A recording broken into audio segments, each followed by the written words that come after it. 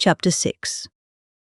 But what had been happening inside the castle all the time Gamboy was making her speech, and the citizens were preparing to march? For many days past, the little fat Podger had been striving hard to lighten the king's load of sorrow by jesting and dancing before him in the most ludicrous manner he could devise. Since Courtesy was now king, it was the dwarf's duty, as curator of the royal dump, to try to make him laugh, for his official task was to cure the king's megrims. And as he loved his new master even more than his old one, and could not bear to see him unhappy, he tried all the harder to do his duty well, but it was very uphill work. Now the dwarf had a little workshop right at the top of a high round turret, and there he made all his own clothes and furniture, for no tailor would make a suit of clothes small enough for the little fat Podger, and no carpenter could make a tiny enough washstand, so he made them all himself. But he was so neat and tricksy with his fingers that he could make all sorts of things besides ordinary clothes and furniture. In addition to the little red suits of clothes which he wore every day, he used to make wonderful costumes and machines to dance in. He had cloth-covered wooden frameworks, some of which were like birds, some like fish, and some like the different animals, but one in particular, all covered over with green, with a wonderful attachment of wooden laths and steel springs, which were covered to look like a grasshopper's legs. He would perform the most ridiculous jigs that you ever saw. In happier days, King Courtesy had been known to fall down weeping with laughter at the mere sight of it, but of late he had watched the dwarf executing his wildest fandangos and had not even smiled. He was very unhappy indeed. The poor dwarf did not know what to do, and when he saw that the king took no notice of him, he began to pine and mope. Everybody always laughed at him, but the only people he really liked to laugh were Courtesy, and Violet's father and mother, who were getting too old now to laugh very much. He would eat no food and spent most of the day sitting in his little workshop, staring idly at his tools, with the tears trickling down his coat. Alas, this went on for a whole month, and the little fat Podger grew so thin that he ought to have been called the Little Thin Podger. But one evening he was looking vacantly out of the window when he saw the king pacing up and down the garden underneath. Suddenly he stopped in his walk and burst out laughing.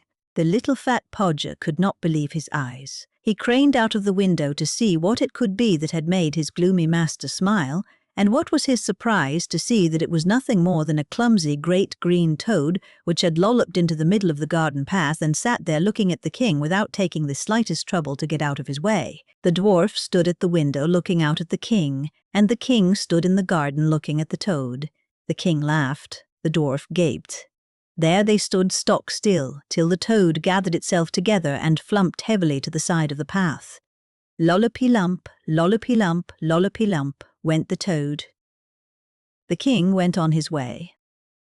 Up jumped the dwarf and flew to his bench. Off came his coat, and in 2 minutes he was working furiously, surrounded by the greatest pudder that was ever seen, tools of every shape and size, gold paint, green paint, black paint, varnish, laths, steel springs, elastic bands, glass eyes, electric bulbs, cranks, pulleys, and the insides of 7 clockwork engines.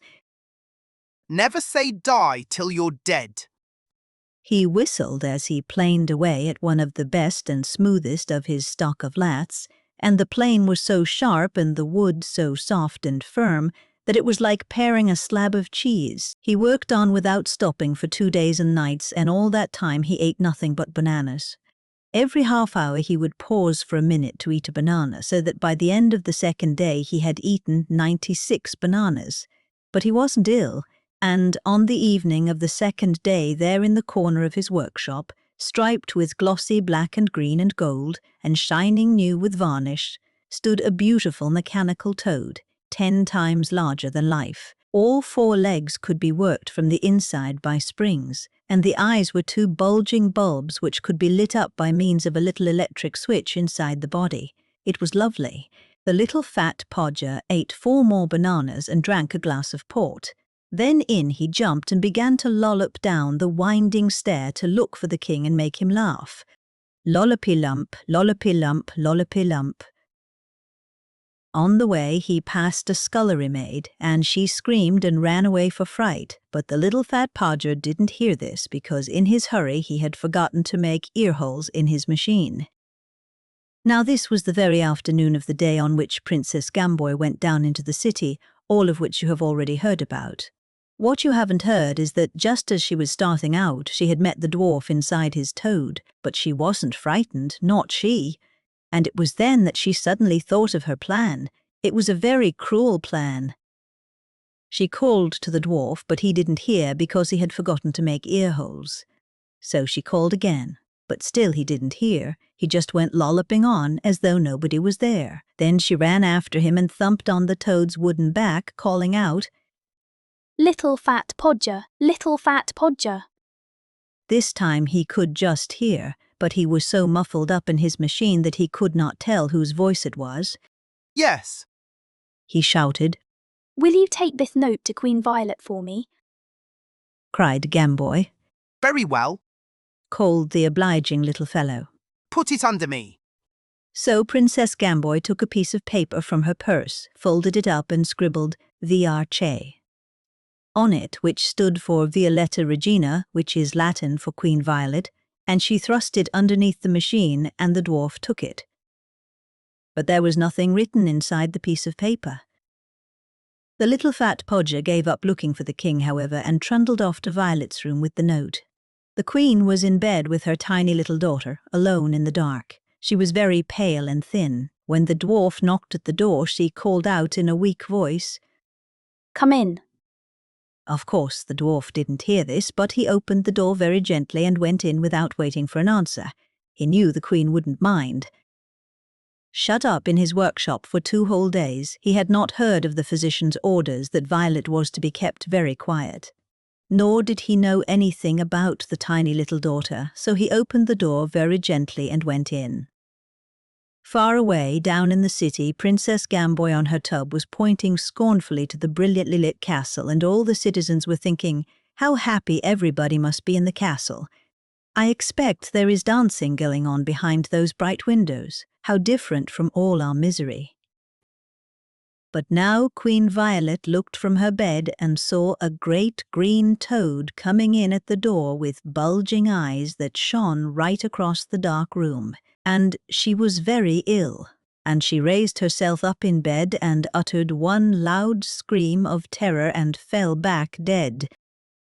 But the dwarf didn't hear her scream because he had forgotten to make ear-holes. And he thought to himself, now I am here, I will try and cheer the queen up a little.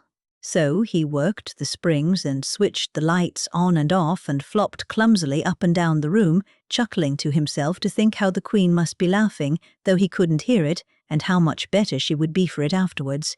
And the little 2-day-old baby in the bed looked on all the time with wide, wide eyes, not knowing at all what was happening, but much too young to feel frightened.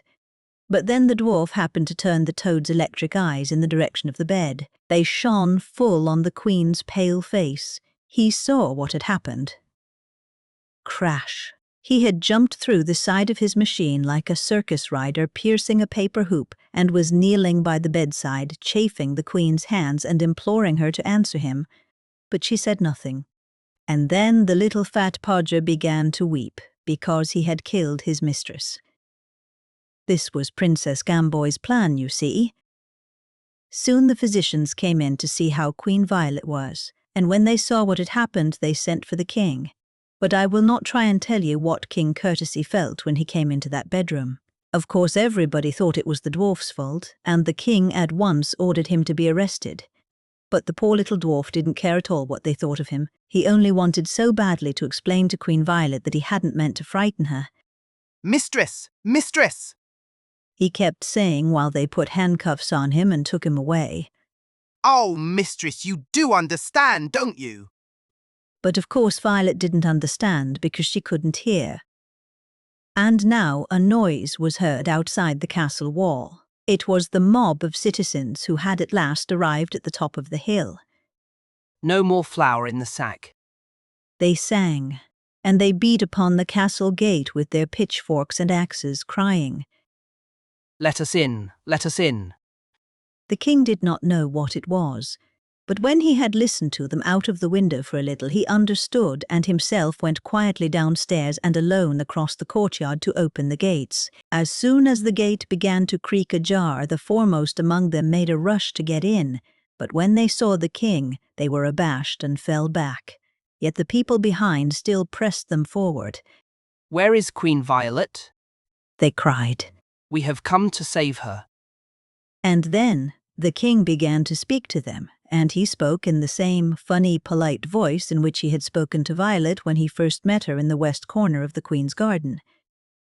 Sirs, He said, I fear your zeal outruns your discretion. Nevertheless, it is now my painful duty to inform you that your kindness arrives too late. The lady is dead, you see. Dead, no doubt you have heard the word before, and now, sirs, I perceive animosity in your looks. If anyone would care fillet me up a little with an axe or a pitchfork, what can I say?